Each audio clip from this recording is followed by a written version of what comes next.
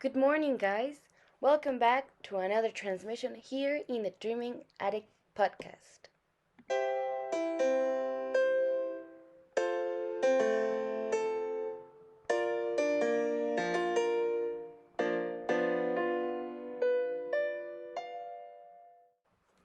Today's topic is not the one I planned for.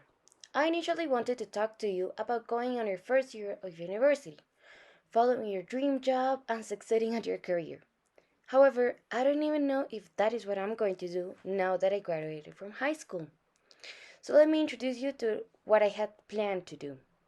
My dream career was studying veterinary medicine and becoming an equine specialist.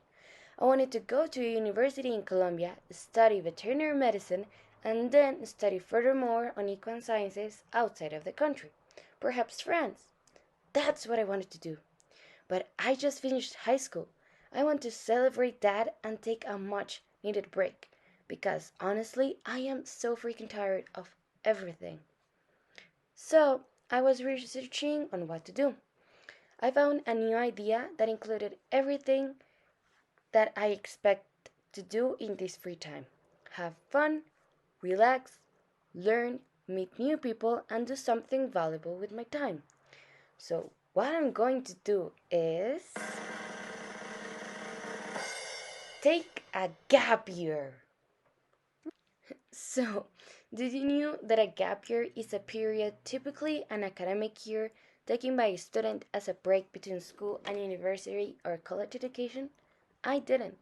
So, I googled some information to teach you more about it and so that I could learn more about it. So, gap years are more common for students in the United Kingdom, other parts of Europe, and Australia than they are in the US. However, they are increasing in popularity in this moment. I also learned that gap years first became common in the 1960s, where the young baby boom generation wanted to get away from the severity of war from their parents' generation. So in 1972, gap activity projects was started to send UK youth around the world on gap year experiences. After gaining this knowledge, I started brainstorming about where I wanted to go and what I wanted to do. I specifically wanted to relax, spend some time doing something I'd enjoy, and make something valuable with my time that could help me when I start going to university later on, so that this time is used for something, because many people consider gap years as just a waste of time between students that stop you from mm, becoming better in your studies as you take a break between them. So, what I'm going to do is that I'm going to travel to Nicola Valley, Merritt, British Columbia, to a Canadian campsite slash horse shelter called Inspired Trails. I would be working with troubled horses or abused equines, helping them rehabilitate and create bonds and better relationships with horses around them, other animals, and us, the volunteers. I would also be feeding them, grooming them, and taking care of them, but also going on rides, spending some time in the open nature because it's between mountains, it's very beautiful, and spending time with other volunteers and getting to know them, specifically the mentor, which is a very talented woman that I want to learn a lot about. I became such a fan of this idea that I thought about it, and I think you, the audience, should take a gap year too, here in Colombia. So, if you want to follow my suggestion, here's why. It will be a very cheap trip as most of our prices are very low. You could get to know the kind, humble, welcoming locals and get to know all the different environments and animals that Colombia has. To get a little bit of history tips into you, you would learn about the Muisca Confederation, Quimbaya civilization, Tairona chiefdoms, and some of the Augustinian culture here in Colombia. Apart from learning about typical costumes people wear, as the classical Roana from the Boyacá department, you would also learn about some very good gastronomy, foods, and different dishes that we serve in here. and also about different types of things we do. For example, as the flower festival in Medellin. That would be cool. Anyways, I would recommend, if you want to take your gap year here in Colombia, to do a road trip through the country because there's so much to see and so much to visit. You should visit all of the country departments because each of them have something valuable to teach you. More or less, you would be going from the Guajira to the Amazon.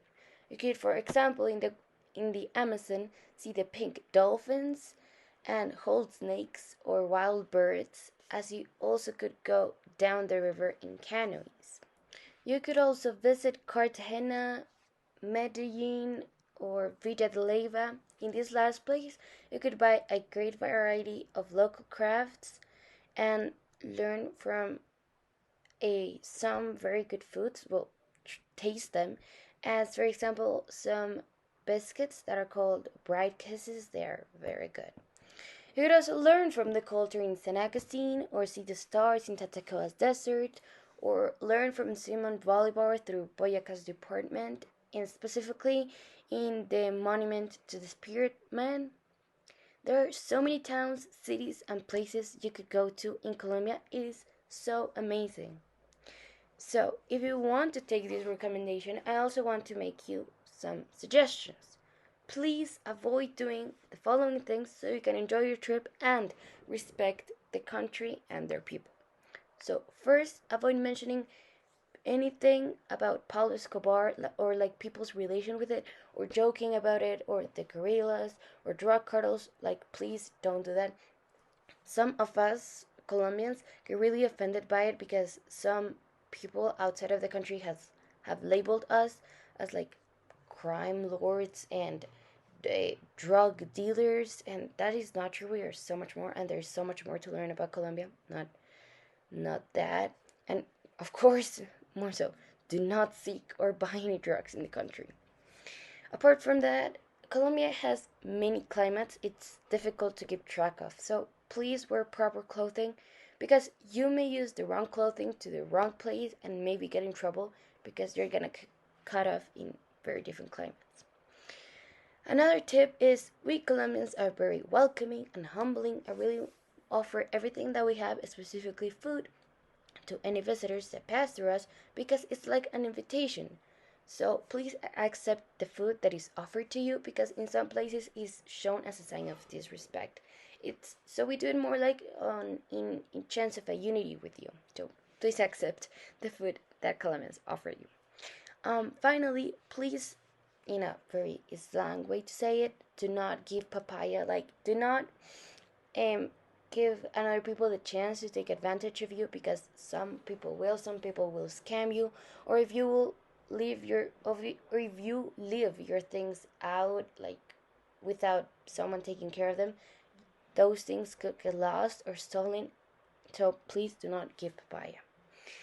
In conclusion to this beautiful podcast, I just want to say I am very happy for the gap year that I am taking, and I really wish you take the gap year that I suggested here in Colombia because I really love my country, and I think some of you should learn about it because it really is worth it.